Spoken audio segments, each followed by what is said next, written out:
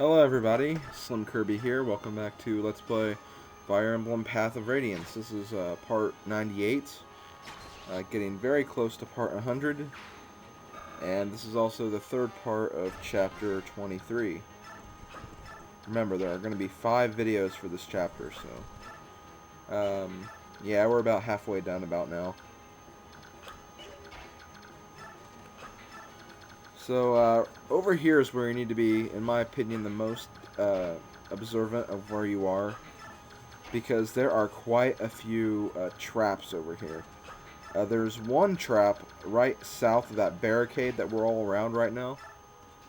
There's one barricade right there, and I actually walked rice into that barricade right there without realizing it. That was kind of my mistake, but there is a barricade right there, so be careful of that in the very beginning. Right now, kind of useless because all my units are pretty well spread out now. And there aren't any enemy units around either, so that actually worked out not as bad as it could have been. But yeah, there is a trap south of that barricade that Jill is next to, and that barricade that everyone is just generally around. And then behind that ballista, not directly behind it, but diagonal south to the right, left, I mean, there's about a long vertical line of 3 spaces with traps, and that is where the majority, maybe not the majority of the traps, but that is the biggest collection of traps in one area. So just be very careful around that area, because you do not want to get stuck in a trap, especially with killer ballistas nearby. They can go to town on your units there. I don't know if being in a hole will increase their chance of getting a critical hit, but they will definitely have a 100% chance of actually hitting you, so be very, very, very very careful around that area. Zahark leveled up to level 9, and he took care of the second wave of reinforcements. The final wave of reinforcements I think will appear on the next turn, and it will contain Captain Haar, and so we'll need to start sending Jill back this way so we can she can recruit Haar. Even if you don't have Jill and if you really don't want to recruit Haar, he's not really that difficult. Just bring a unit that can do a lot of damage against him, like Soren and his wind spells, or you could also bring Rolf. In fact, if some of the ballistas haven't been used yet, you can actually use Rolf and use a ballista. Or Shinon, I forgot about Shinon as well. And just use a ballista to your advantage and totally wipe out some of the units that will come by later on. So yeah, that's how the best way to handle that, in my opinion. And yes, only archers and snipers can control ballistas. Even though Oscar and Boyd and probably a few other units, depending on what weapon you give them, they could probably use the... You would think they could use the ballista, but they can't. They have to be either an archer or a sniper. Right here, I was kind of hoping for a critical hit. Didn't exactly get that. Instead, you have to avoid or endure a tornado spell. Not very difficult, though. Just a tornado is a very heavy spell, so there is always a chance it'll miss, but don't take it too lightly because it can do a lot of damage. Rolf just happened to have a great deal of resistance to not get affected by it too much. And that is my mom in the background. Sorry if you can hear that. It's a very cool day out right now, and I want my window open, so I really don't feel like going over there and closing it. Yeah, she just carried the bucket up here. Sorry about that. Sorry about that, guys.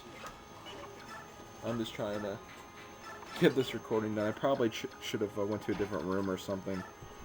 But again, it's a very nice day out, and I want my window open.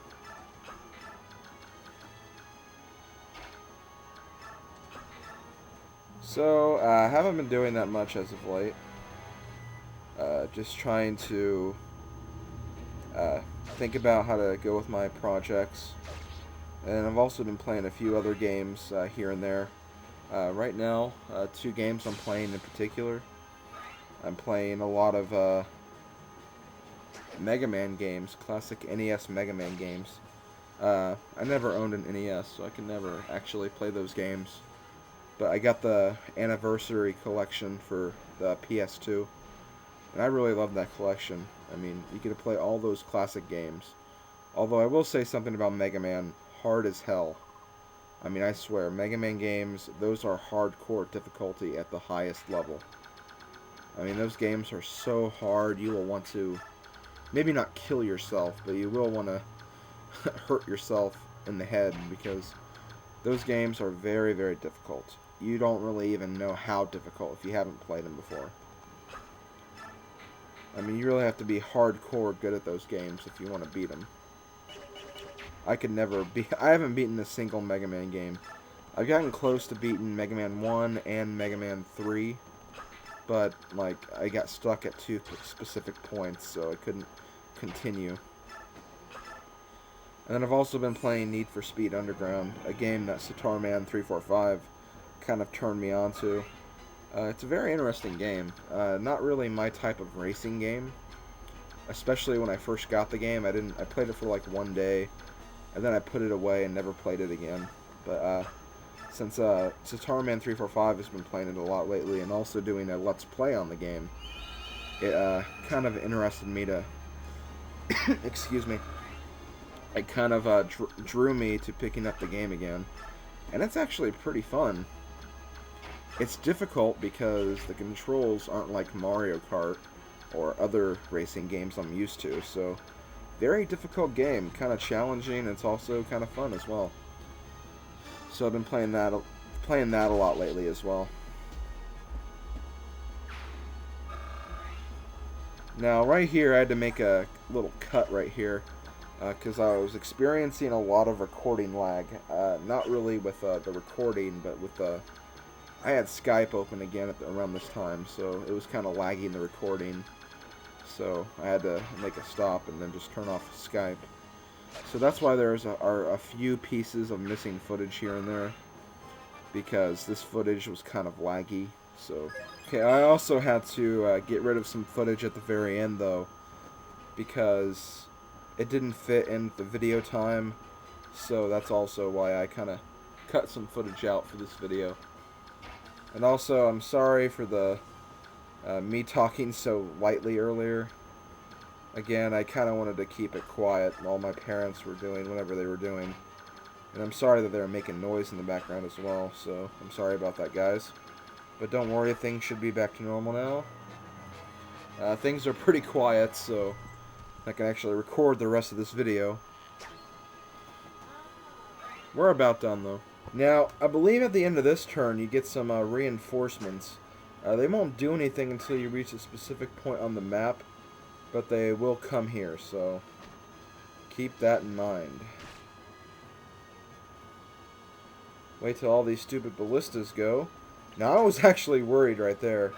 If that guy got a critical on Mist would have died. But thankfully she didn't, and thankfully she didn't even get hit either, so good job, Mist. Okay, that is like the 3rd Aether that's been activated in this match. I should have turned on his combat animation, but don't worry. I'll turn it on in a specific chapter coming up. Now, over here, near the end of the battlefield, we have some Crimean soldiers, led by Lucia and Bastion. Some weird names, but they are part of the Crimean army. They recognize who Princess Alencia is, so they're actually going to help us for a little bit. Although they won't help us until... I don't think they appear on the battlefield until you have one unit that's actually off the bridge area. Like, at the end of the bridge, you start getting into, like, actual ground and not the actual bridge. And I think once you get a unit past that bridge, they will actually start moving onto the battlefield. I don't think there's a specific number turn that they actually attack on or anything. And here we go. We're now actually recruiting Haar. They just have a little conversation about why Haar is still in Dan.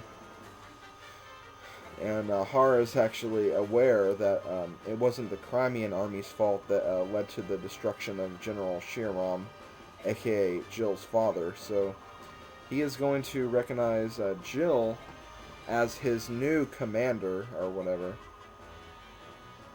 So Haar is actually going to join us. Now, Haar has a brave axe. I think I mentioned this earlier. But he has a brave axe, and I think that's one of the very few instances where you can get a brave axe weapon. You might be able to find one in a chest or something, but that brave axe is no joke. So make sure you recruit Haar as soon as possible. If not for him, for his weapon as well. And that ends the video. Later, guys.